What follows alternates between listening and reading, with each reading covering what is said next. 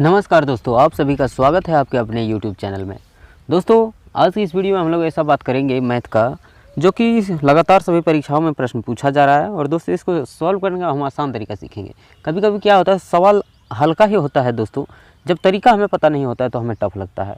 तो दोस्तों, आप वीडियो में बने रहिए।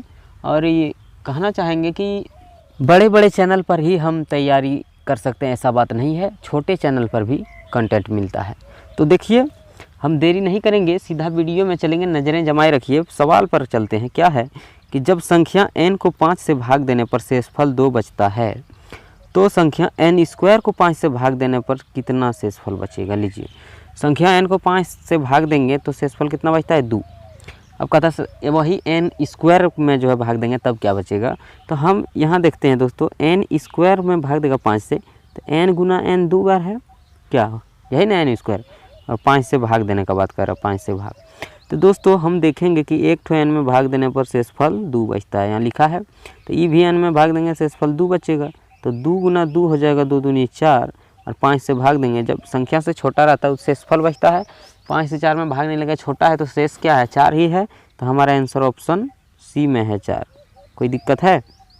उम्मीद करते हैं इस चीज़ को आप समझ गए होंगे। क्या किए दोस्तों, n में भाग देंगे 5 से तो शेष बचेगा 2। तो n स्क्वायर में भाग देंगे, अगर कभी कभी कह देगा आपको n स्क्वायर प्लस 3 में भाग देंगे। लीजिए, अब n स्क्वायर प्लस अगर 3 में भाग देंगे, ऐसा कहता सवाल, तो क्या करते हैं, n स्क्वायर यानी n 2 बार, n इंटू n, ठीक है, प्लस 3। तो n में जब भाग देते हैं दोस्तों 5 से, तो शेष 2 बचता है। ये बात हमको पता है, लिखा हुआ है यहाँ 2 है। इसमें भी 2 दूनी 4 हो जाएगा दोस्तों, प्लस 3 7, ठीक है। 7 5 से भाग देंगे, 5 से भाग देंगे, 5 एकम 5, बस शेषफल रह जाएगा 2। तो अगर ये वाला सवाल देता कि प्लस 3 n स्क्वायर प्लस 3, तो शेषफल 2 बचता। अगर वो सवाल है तो आपको बता दिया n इंटू n, n में 2 शेष बचता है, दूसरा का n में 2 शेष बचेगा। 2 2 4, 5 से छोटा है तो 4 ही हमारा आंसर, ठीक है। आइए बढ़ते हैं, अगला सवाल को देखते हैं। वीडियो को आप लास्ट तक देखते रहिए। आ जाइए, दूसरा प्रश्न दोस्तों है कि यदि पी क्यू एक 2 अंकों वाली संख्या है, ठीक है। पी क्यू क्या है, एक 2 अंकों वाली संख्या है। कहता P Q minus Q P निम्नलिखित में से किससे पूर्णतया अविभाज्य है। यानी सवाल का कहना क्या है दोस्तों, कि अगर हम 2 अंकों की संख्या लेते हैं और उसको पलटकर उसी संख्या में से घटा देते हैं, तो कौन सी संख्या से वो पूर्ण भाग लगेगा। ऑप्शन में दिया है 9 6 7 5। कौन सा अंक से जो है सही पूर्णतः भाग लग जाएगा। तो मैं आपको बता दूंगा दोस्तों कि याद रखिएगा कि आप 9 का ये पूर्णतः विभाज्य होता है। जैसे हम कोई भी संख्या लेते हैं, मान लीजिए हम ले लिए 81, ठीक है, 81, तो इसको पलट कर घटाएंगे, 1 इधर 8 इधर लिखेंगे, 18 हो गया।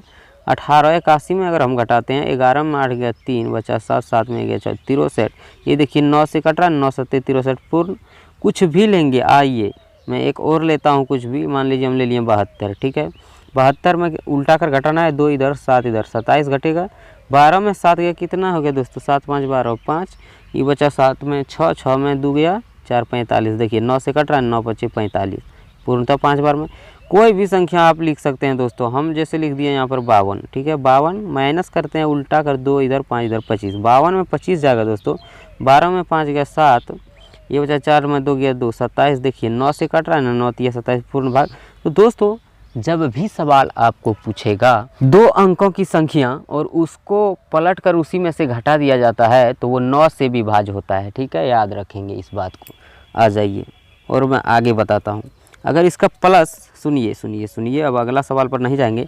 अगर यही दोस्तों पी क्यू जो लिखा हुआ है प्लस रहता क्यू पी, तब किसका पूर्णतः भाग लग जाता है, किस संख्या से पूर्ण भाग लग जाता है, किस संख्या से पूर्णतः कट जाता है। तो दोस्तों, ये 11 का होता है, ठीक है। इसके लिए 11 होता है, 11 से ही पूर्ण भाग लगेगा। कैसे, आइए दिखाते हैं। मान लीजिए हम 81 ही लिए थे, 81 लिए और जोड़ना है इस बार, 1 8 पलट दिए, ठीक है। 81 को पलट दिया, 18 हो गया। और जोड़कर अगर कहता कि जोड़ने पर किस संख्या का पूर्णतः विभाज्य है, तो दोस्तों जोड़ लीजिए इसको, 11 का होगा, 8 1 हो गया 9 और उधर से 8 1 हो गया 9। देखिए 11 से पूर्ण भाग लग रहा है कि नहीं, बिल्कुल। कोई भी संख्या हम 72 जैसे उसमें लिए तो 72 लिए, प्लस करिए 2 इधर करिए, 7 27 जोड़ दीजिए, 7 2 9 और 7 2 9। देखिए 99, 11 से ही पूर्णतः भाग लग जा रहा है। हम लेते हैं 25, 25 प्लस 52, नहीं पलटना होगा इसको, 25 प्लस 52, देखिए 5 2 7, 5 2 7, 11 से कट रहा है। तो दोस्तों जब भी कहेगा 2 अंकों की संख्या और उसको पलटकर उसी में जोड़ दिया जाता है तो पूर्णतः किससे कटता है? 11 से, याद रखिएगा। और घटा दिया जाता है तो 9 से, याद रह जाएगा। चलिए बढ़ते हैं नेक्स्ट सवाल। आ जाइए, अब सवाल है लघुत्तम समावर्तक का एलसीएम एचसीएफ। आइए, कहता है कि दो संख्याओं का अनुपात जो है 3:4 है और उनका लघुत्तम समावर्तक यानी एलसीएम 480 है, तो उनका मौ ज्ञात कीजिए, महत्तम समावर्तक ज्ञात कीजिए।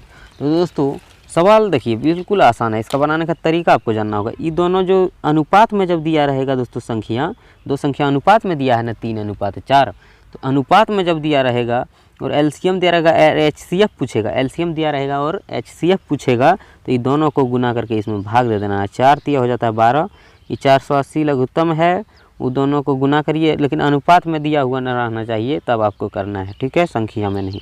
4 तिया 12, 12 से भाग देंगे, 12 चौक 48 और 1 0 40 बार में, यानी इसका एचसीएफ होगा 40। दोस्तों बिल्कुल आसान तरीके से आप समझ गए होंगे। क्या करना है कि दो संख्या का अगर अनुपात दिया है, एलसीएम दिया और एचसीएफ पूछा है, तो दोनों संख्या का अनुपात को गुना कर लीजिए और एलसीएम में भाग दे दीजिए। अगर इसी सवाल को पूछता एचसीएफ ही दिया रहेगा और एलसीएम निकालना पड़ेगा, लीजिए मैंने लिखा है आगे, यहाँ देखिए वही सवाल मान लीजिए कि दो संख्याओं का अनुपात वही 3:4 है और उनका एचसीएफ 40 है। एचसीएफ दे दिया है लेकिन एलसीएम निकालना, उसमें क्या था, एलसीएम दिया था, एचसीएफ निकाले थे। तो इसमें क्या करना होता है, ये दोनों जो है ना, ये दोनों को गुना करिए जैसे उसमें किए थे और इसको भी गुना कर दीजिए, तीनों को। अनुपात ही लेकिन संख्याओं का होना चाहिए, ठीक है दोस्तों, मैंने बार बार बता रहा हूँ। 3 गुना 4 गुना एचसीएफ यानी 40, ठीक है। 3 चौक हो गया 12 और 12 गुना 40 करेंगे, 12 चौक 48, 480। देखिए एलसीएम निकल गया कि नहीं है, सामने प्रूफ भी हो गया कि एलसीएम एचसीएफ अगर अनुपात दिया हुआ रहेगा संख्या का तो कैसे निकालते हैं, समझ गए, ठीक है। आइए बढ़ते हैं।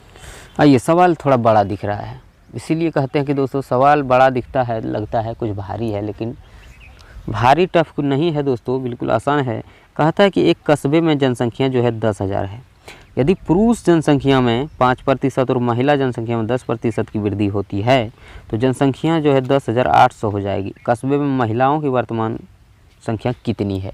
तो लीजिए दोस्तों, क्या है कि एक कस्बा में 10,000 आदमी है, इसमें क्या है कि पुरुष की जनसंख्या में 5% बढ़ा दिया और महिला में 10% बढ़ा दिया है। अब बढ़ने के बाद क्या हुआ, 10,000 से 10,800 हो गया, ठीक है, 800 बढ़ गया है। कहता कस्बे में अभी वर्तमान महिला की संख्या कितनी है? घबराने की ज़रूरत नहीं है दोस्तों सवाल पढ़ के। इसको देखिए 5% और ये महिला 10% बढ़ा दिया है, ठीक है। तो 5% दोनों का पहले निकाल लीजिए। 5% यानी 10,000 आदमी का दोस्तों 5% ये पुरुष बढ़ा, अब महिला 5% ज़्यादा बढ़ गई है, ठीक है। 5% इसको भी बढ़ा दीजिए। 5% 10,000 का कितना होता है देख लीजिए। 5,000 का 10% 5% निकालेंगे, प्रतिशत का मतलब बटा में 100, 2 0 काट दीजिए, 100 पंचे 500 लीजिए, 5% हो गया 500, ठीक है दोस्तों। तो इधर बढ़ा कितना है, पहले था 10,000 अब 10,800। 800 में से दोस्तों 500 तो दोनों बराबर ही बढ़ा है, 5% बचा कितना 300, जो कि महिला को 5% ज़्यादा बढ़ा दिया है, यही है 300, यानी 5% महिला वाला का वैल्यू 300, समझ लिए। तो 100% निकाल दीजिए, उस कस्बे में महिला की वर्तमान संख्या निकल जाएगा। 5% का वैल्यू 300 जब है दोस्तों, तो 100% का वैल्यू कितना होगा, देखिए यहाँ 300 है ही, 300 ऊपर लिखिए, 5% का मान है 5 से भाग और 100% का हम निकालेंगे तो 100 से गुना, ठीक है। 5 से काटेंगे 20 पंचे 120 बार में, ऊपर चल गया 20 तिया 60 और 2 0, यानी कि 6,000 महिला उसका सभा में है। आपका आंसर ऑप्शन बी। क्या नहीं समझे? आइए एक बार और मैं फिर से समझाना चाहूँगा कि देखिए पुरुष को बढ़ाया 5% और महिला को बढ़ा दिया 10%, ठीक है। तो 5% बढ़ा है पुरुष तो 5% महिला बराबर रहेगा, 5% ज़्यादा बढ़ा है, 5% तक तो बराबर बढ़ा होगा ना। ये 10,000 से 10,800 हो गया, यानी 800 बढ़ा है। 5% तो ये भी 5%, ठीक है। तो महिला 5% ज़्यादा बढ़ी है, जब 5% हम आपको निकाल कर बताए थे कि 500 होता है, 500 तक तो दोनों बराबर ही बढ़ी है, ठीक है। बढ़ा है कितना उसमें आदमी 800, तो 300 जो है महिले 10% बढ़ाया है ना, तो 5% ठीक था, 5% ज़्यादा है और यही 300 ज़्यादा है, तो 5% का जो है वैल्यू 300 हो गया। तो 100% का निकाल लीजिए, महिला का 5% का वैल्यू 300 है, तो 100% का निकालने के लिए क्या करेंगे, 300 में वही महिला से भाग दे दीजिए 5 और 100% का निकालना है 100 से गुना, बस ये 5 से 20 बार में 20 गुना 30 300 हो जाएगा, 20 या 60 और 2 0 6000। क्या आसान है कि नहीं।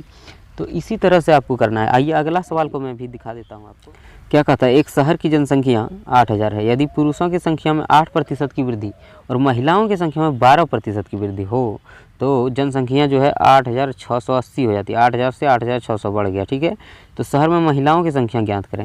तो शहर में महिलाओं की संख्या ज्ञात करने के लिए दोस्तों क्या है कि 8% ही बढ़ा और ये 12 है, तो पहले 8% निकाल लीजिए। टोटल में से 8000 है, इसमें से 8% निकाल लीजिए। 8% इसका कितना होगा, 8 से प्रतिशत 8/100 से भाग 100, 2 0 कट गया, 8 8 64 यानी 640 जो है दोस्तों, 640 तक ठीक बढ़ा है, लेकिन बढ़ा है यहाँ 680 बढ़ गया है, लेकिन 640 तक दोनों बराबर बढ़ा था। तो ज़्यादा कितना है 40, तो महिला ज़्यादा बढ़ी है 12%, तो 12% में 8% का निकाल लिए, बचा कितना 4%। 4% ज़्यादा महिला बढ़ी है, जबकि रियल में यहाँ देखिए 40 बढ़ी है, ठीक है। 4% का वैल्यू 40, तो 100% का मान कैसे निकालते हैं, 40 से 4 से भाग 40 में और 100 से गुना, ठीक है। 100% का निकालने के लिए 4 से काटिएगा 100 में 25 चौक 100 और 25 गुना 40 करेंगे 25 चौक 100 और 1 0 होगा 1000, यानी उस शहर में दोस्तों महिला है 1000। आपका आंसर ऑप्शन डी में है, देख लीजिए यहाँ पर 1000, ठीक है। उम्मीद करते हैं दोस्तों सभी सवाल अब समझ में आ गया होगा आपको, और वीडियो अच्छा लगा है तो वीडियो को लाइक कीजिए, और चैनल पर नए हैं तो चैनल को सब्सक्राइब भी कीजिए और वीडियो लाइक ज़रूर कीजिए दोस्तों, शेयर कीजिए वीडियो को। फिर मिलते हैं किसी नेक्स्ट वीडियो में, तब तक के लिए थैंक यू, बाय बाय।